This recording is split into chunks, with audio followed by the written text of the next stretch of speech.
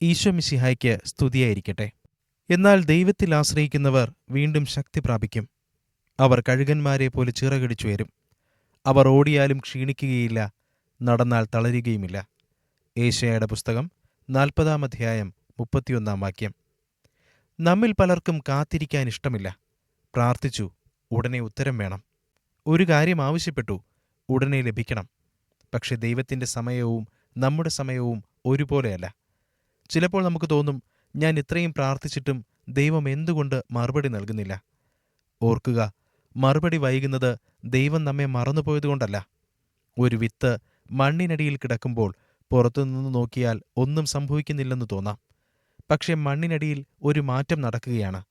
അതുപോലെ നമ്മുടെ ജീവിതത്തിലും നമുക്ക് കാണാൻ കഴിയാത്ത രീതിയിൽ ദൈവം പ്രവർത്തിക്കുന്നുണ്ടാകാം.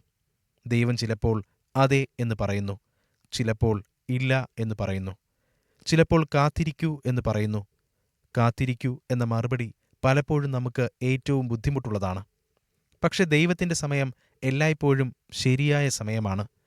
ഇന്ന് നിങ്ങൾ എന്തിനെയെങ്കിലും കാത്തിരിക്കുകയാണെങ്കിൽ, ഒരു ജോലി, ഒരു അനുഗ്രഹം, ഒരു മറുപടി, ഒരു മാറ്റം, നിരാശപ്പെടരുത്.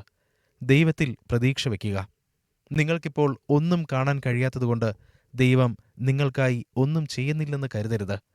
വിത്ത് മണ്ണിനടിയിൽ വളരുന്നതുപോലെ ദൈവത്തിൻ്റെ പദ്ധതി നിശബ്ദമായി വളരുന്നുണ്ടാകാം. കർത്താവേ, കാത്തിരിക്കാനുള്ള ക്ഷമയും വിശ്വസിക്കാനുള്ള ഹൃദയവും ഞങ്ങൾക്ക് നൽകണമേ. നിന്റെ സമയത്തിൽ വിശ്വസിക്കാൻ ഞങ്ങളെ പഠിപ്പിക്കണമേ. ആമേൻ.